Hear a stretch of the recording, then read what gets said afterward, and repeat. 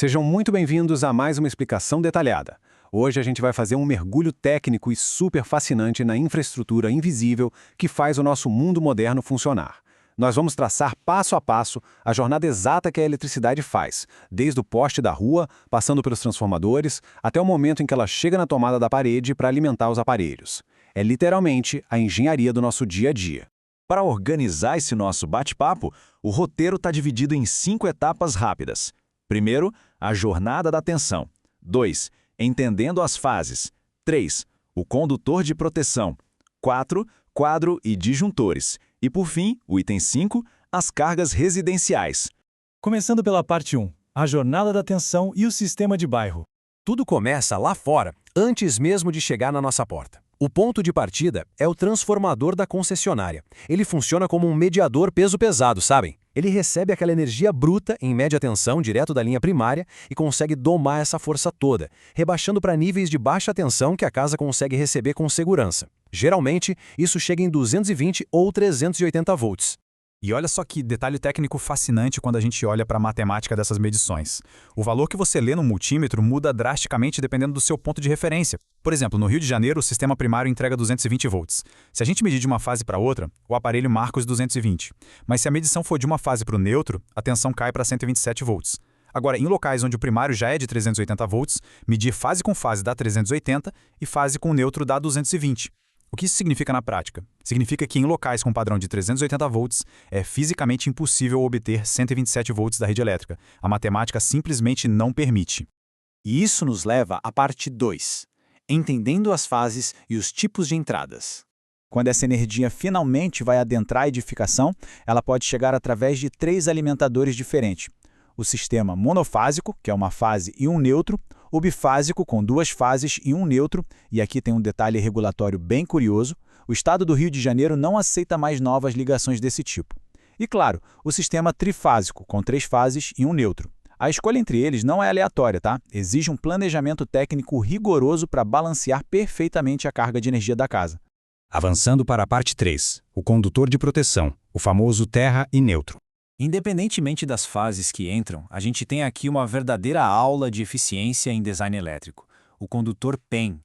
Esse cabo é genial porque ele combina as funções de proteção, que é o aterramento, e de neutro num único cabo físico. Isso é super comum no sistema que a gente chama de TNC, ou terra-neutro combinado.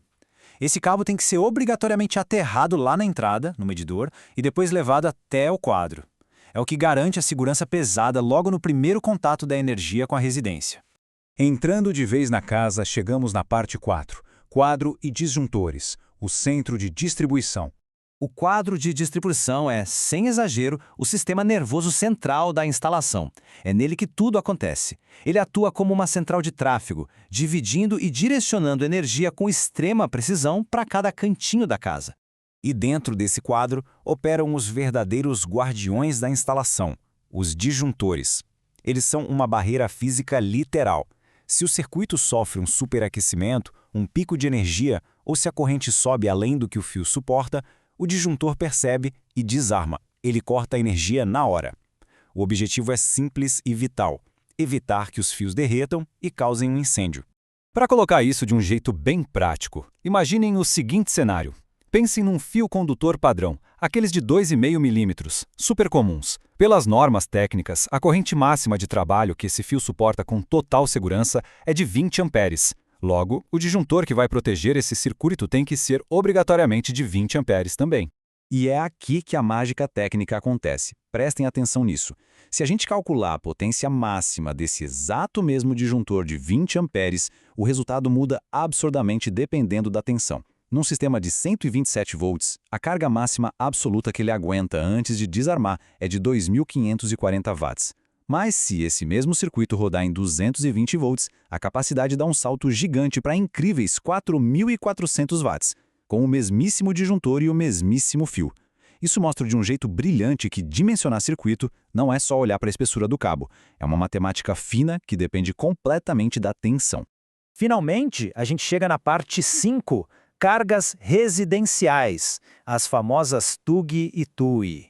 Seguir a corrente até os aparelhos exige que a gente divida as cargas em 2 categorias técnicas.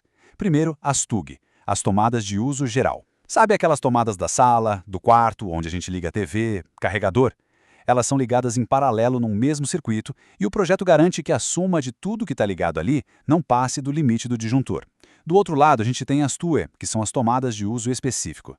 Qualquer equipamento que puxe mais de 1.400 watts, tipo um chuveiro ou um ar-condicionado, precisa de uma via expressa VIP. Eles ganham um circuito totalmente independente só para eles, porque a demanda de energia é alta demais. Então, juntando todas essas peças, o passo a passo para dimensionar o quadro faz todo sentido. 1. Listar todos os circuitos separando direitinho o que é uso geral e o que é independente. 2. Calcular qual é a carga elétrica total que a casa vai exigir. E 3. Com esses números fechados, aí sim adquirir o quadro de distribuição do tamanho certo, com os barramentos que tecnicamente deem conta do recado. E tudo isso deixa a gente com uma reflexão muito interessante no final. A gente acabou de ver como a matemática elétrica opera de forma silenciosa dentro das paredes.